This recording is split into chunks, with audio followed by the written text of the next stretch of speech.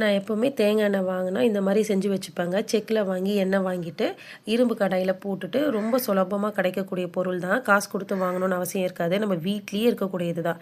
என்னென்னு பார்த்தீங்கன்னா செம்பருத்தி பூவு, இலை, ஒத்த செம்பருத்தி, அப்புறம் பார்த்திங்கன்னா மருதாணி, கரிசலாங்கண்ணி, வெள்ளை கரிசலாங்கண்ணி, முருங்கைக்கீரை, அப்புறம் வெந்தயம், வெத்தலை, துளசி, கருவேப்பிலை, நல்லா பச்சை கருவேப்பிலை, கருஞ்சீரகம், பச்சை பயிறு, நெல்லிக்காய், முழு நெல்லிக்காய் கூட போட்டுக்கலாம். துண்டு துண்டாக கட் பண்ணிவிட்டு போடுங்க.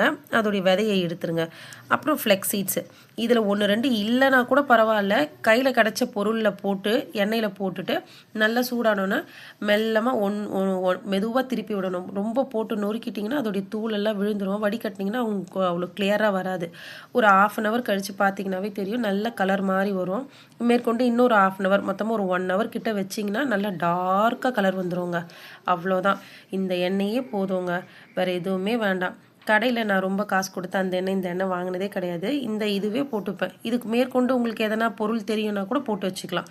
இதை நல்லா சிம்லேயே வச்சு பண்ணணும்.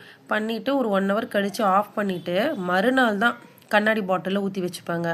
இது தடவி வந்தீங்கன்னாவே போதும், உங்களுக்கு முடி நல்லா வளரும். முடி ஷைனிங்காகவும் இருக்கும்.